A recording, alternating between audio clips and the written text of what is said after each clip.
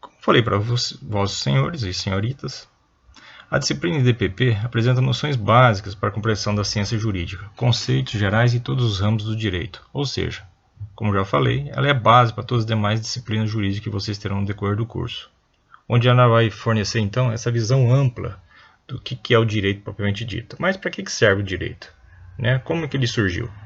Bom, se nós reportarmos os primórdios da civilização humana, percebemos que o indivíduo, ao se associar com outro indivíduo, isso seria o quê? Poderia favorecer sua própria sobrevivência. E nesse sentido, ao unir forças, ele poderia ter as melhores caças, os melhores locais para moradia, plantios e defesa referente aos seus inimigos. Porém, sabemos que, ao se associar com outro indivíduo, também poderá haver o quê? Conflitos, cada qual com seus interesses e problemas também. Nesse caso, surge então a primeira noção do direito, ou seja, o direito ele vem para justamente o quê? Tentar apaziguar todo e qualquer conflito de interesse que possa haver entre os indivíduos de modo geral. Então a sua importância se dá justamente nesse sentido, em que o direito ele tem como primazia tentar justamente aqui, apaziguar todo e qualquer conflitos de interesses. E nesse sentido, com o passar do tempo em relação à sociedade, com a sua questão evolutiva, quando ela vai se tornando cada vez mais complexa, o direito também tem que acompanhar justamente essa complexidade referente às relações entre essas pessoas e entre esses indivíduos. E com isso, foram surgindo várias situações em que o direito tende justamente a acompanhar essa evolução, surgindo então os pensadores, para dar justamente uma consistência mais concreta referente à formação do direito. Nesse sentido, então, o direito surgiram duas teorias básicas para justamente acompanhar essa evolução histórica da própria sociedade. A teoria do direito natural, também conhecida como justnaturalismo, e a teoria do direito positivo, também constituída como justpositivismo. Bom, no justnaturalismo, ou direito natural, sabemos que o direito, dentro da sua natureza, ele tem uma busca. Qual seria essa busca? Dentro de um ideal, o ideal de justiça, ou seja, aquilo que é justo, aquilo que é correto. Tanto que a palavra direito ele vem derivada de duas outras palavrinhas, directum ou dirigere, ou seja, aquilo que é reto, aquilo que é correto dentro da sua acepção. Então, o direito ele busca um caminho reto, ou seja, aquilo que seria o correto, aquilo que seria o justo. Então, a busca da justiça.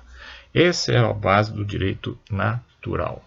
Já no direito positivo, ele faz uma conversão daquilo que é abstrato, porque todos nós sabemos o que seria o justo, o que seria o correto. Porém, temos um pensamento diferenciado um do outro por causa das nossas formações, dos nossos credos, da nossa própria cultura nesse sentido. Então é necessário tentar uniformizar uma visão que possa ser aplicado aos casos concretos, não ficar só no campo do abstrato, no campo do imaginário, sendo que o ideal de justiça, cada um de nós tem uma forma de pensar diferenciada um do outro. Então, nesse sentido, o direito criou um mecanismo através do direito positivo chamado de norma, dentro dessa concepção de prática, de praticidade. Então a norma ele visa justamente atender uma condição que todos possamos conviver dentro de uma certa harmonia um com o outro. Porém, será que realmente toda norma ela é justa? Será que toda norma ela é correta? Bom, para atender justamente essa viabilidade do campo abstrato ao campo concreto, o direito criou então duas novas teorias dentro do campo do direito positivo. Seria o direito objetivo, norma agente, ou seria melhor, norma de agir ou agir de acordo com a norma, e o direito subjetivo ou facultas agente, ou a faculdade de agir, ou agir de acordo com uma certa faculdade. E você tem a opção de agir de uma forma ou de outra. Como isso seria viabilizado no campo prático? Imagina o seguinte: alguém comete de repente um crime. Vamos supor, a pessoa sequestra um indivíduo e nesse sentido ele comete o crime de conjunção carnal, ou seja, estupro. Nesse sentido, né, ele está cometendo um crime, óbvio. Porém, né, a pessoa consegue se livrar, né, das artimanhas ou da própria situação que foi acometida, ela, né, com a arma do próprio estuprador, ela elabora a sua liberdade, ou seja, acaba desferindo um tiro no próprio sujeito para poder justamente se livrar dessa atrocidade que está sendo acometida.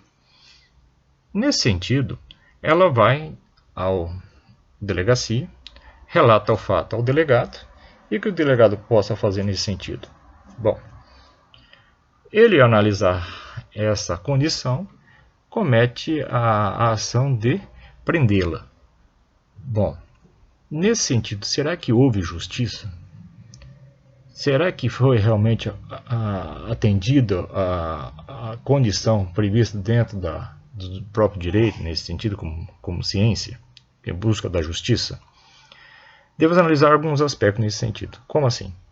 Primeiramente, o direito, como falei para vocês no início, ele busca o que é o justo, o que é o correto.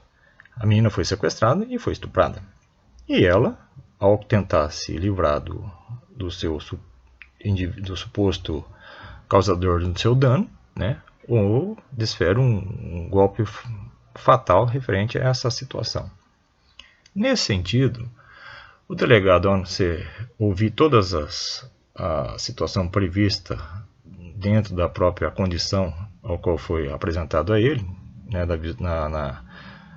na versão da própria suposta vítima, nesse sentido, tá, ele aprende.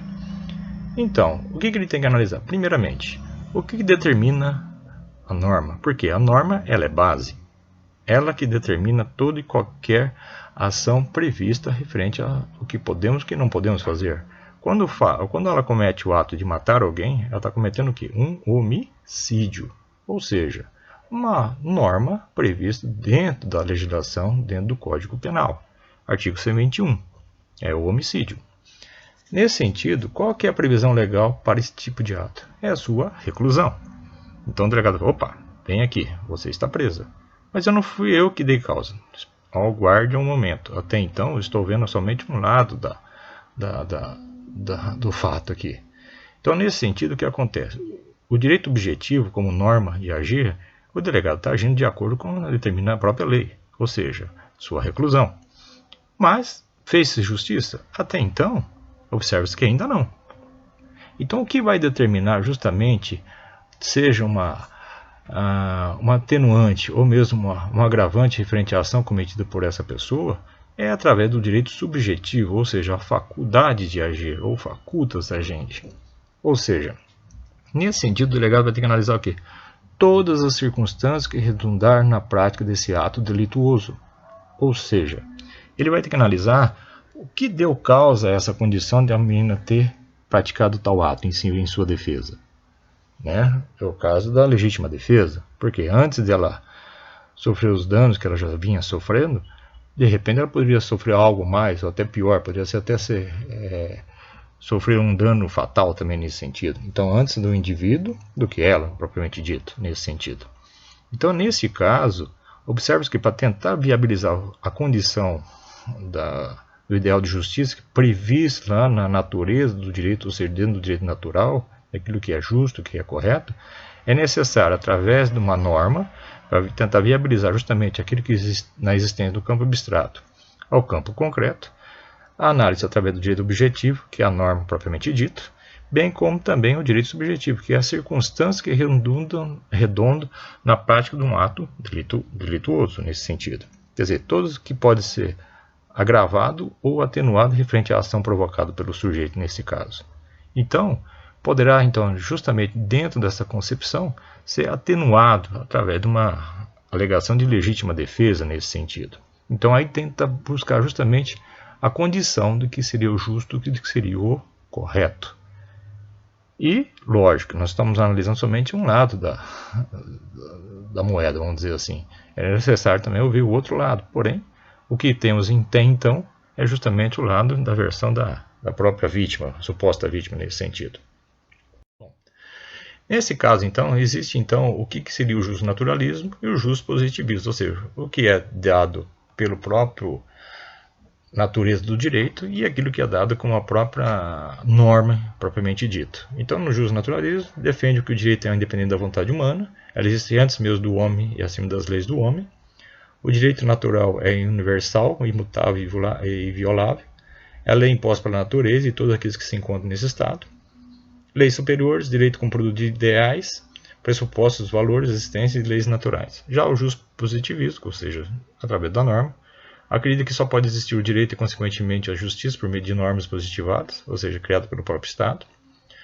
O direito positivo é aquele que o Estado impõe à coletividade e que deve estar adaptado aos princípios fundamentais do direito natural. E através de leis impostas, leis como produto da ação humana, pressupostos e existência de leis formais. Bom,